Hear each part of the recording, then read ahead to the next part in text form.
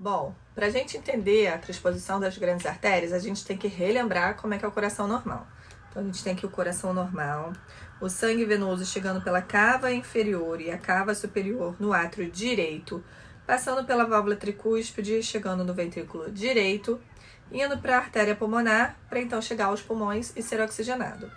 Esse sangue oxigenado chega então, volta para o coração através das veias pulmonares, chega no ventrículo, no átrio esquerdo, passa pela válvula mitral, chegando no ventrículo esquerdo, e então ganha a aorta para então levar esse sangue oxigenado para todos os órgãos. As grandes artérias são a artéria pulmonar e a aorta.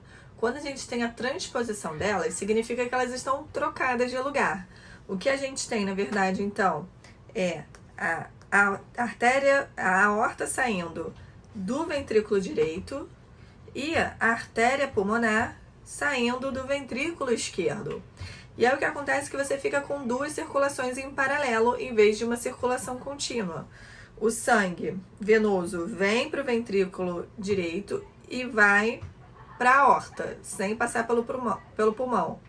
E o sangue arterial vem do pulmão para o ventrículo esquerdo e volta para os pulmões, pela artéria pulmonar. Bom, isso é claramente incompatível com a vida, né? Você ter duas circulações em paralelo. O que acontece, então, para permitir a sobrevivência dessas crianças é que você tem que ter a mistura do sangue venoso e arterial em algum ponto. Geralmente, o que a gente tem é a CIA, que é a comunicação entre os átrios, ou a CIV, que é a comunicação entre os ventrículos, e a gente também tem o canal arterial, que comunica a artéria pulmonar com a aorta, né?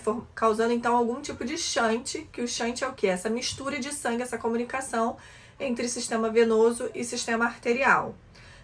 Quando depois do nascimento a gente tem um bebê que não tem uma CIA, uma CIV muito significativa, o canal arterial tem o problema de que ele fecha alguns dias depois do nascimento. A gente tem o FOP também, que é o forame oval patente, que ele também fecha em alguns dias. O que a gente pode fazer é o procedimento de Haskell. No procedimento de Haskell, então, que é um procedimento percutâneo, no qual a gente vai com o catéter até lá no coração, e aí perfura o septo interatrial e balona ele, né? Abre um balão ali no meio para fazer então essa comunicação interatrial, permitindo ali um shunt entre a circulação venosa e a circulação arterial, tá? Isso é feito só, como eu falei, em casos em que a gente não tem nenhum shunt significativo que permita, né, o preparo do bebê até que ele possa fazer a cirurgia definitiva. Até 2 semanas de vida a gente pode fazer a correção arterial, o switch arterial, que é a cirurgia de Jatene, onde então a gente basicamente troca a artéria, a aorta vai para o ventrículo esquerdo e a artéria pulmonar vai para o ventrículo direito. A partir desse período de 2 semanas, a gente não pode mais fazer o switch arterial, porque o ventrículo esquerdo, ele fica bobo. E aí ele começa, porque ele ficou lidando com a pressão pulmonar, né? As pressões pulmonares têm ali uma pressão em torno de 20, enquanto a gente está falando da pressão arterial sistêmica, né, é em torno de 120. Então, o ventrículo esquerdo, depois que ele ficou lidando com essa pressão mais baixa, ele fica, digamos, bobo. E aí, se a gente faz o switch arterial depois desse período, tem o risco do ventrículo esquerdo não aguentar as pressões sistêmicas e vir à falência. Então, a gente só pode fazer o switch arterial até ali em torno de 15 dias de vida. Quando, então, passou desse período, por algum motivo, não foi feita a cirurgia de switch arterial, o que é feito é o switch atrial. No switch atrial, o que a gente faz então é basicamente como se a gente trocasse os átrios. Na verdade, o que a gente faz é o escoamento do átrio direito para o ventrículo esquerdo e o escoamento do átrio esquerdo para o ventrículo direito. Dessa forma, então, o sangue venoso, né, ele vem pelas cavas para o átrio direito, passa para o ventrículo esquerdo, eu sei, parece confuso, é confuso. Vai para as artérias pulmonares, volta das artérias pulmonares esse sangue oxigenado para o átrio esquerdo. Do átrio esquerdo ele vai para o ventrículo direito e do ventrículo direito ele vai para a aorta, tá?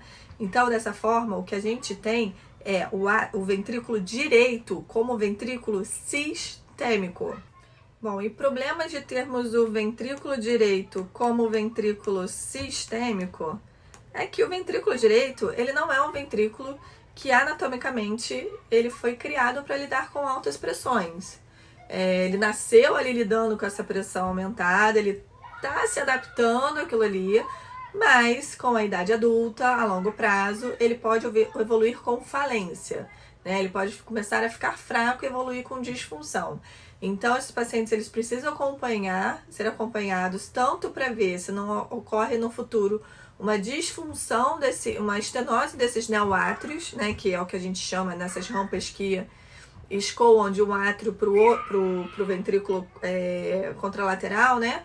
Então a gente tem que vigiar a estenose dos neoátrios e a gente tem que vigiar a função desse ventrículo sistêmico.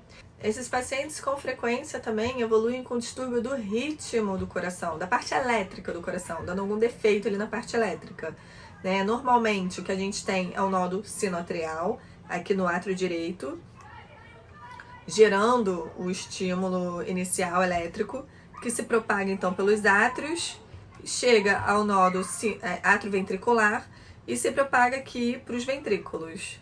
Se a gente tem algum distúrbio da condução em algum desses pontos, a gente pode ter um bloqueio e o coração ficar batendo numa frequência muito mais baixa, podendo ter sintomas de lipotímia, síncope, né, que significa aquela tontura com quase desmaio ou desmaios. E aí, nesse caso, a gente precisa colocar um marca-passo.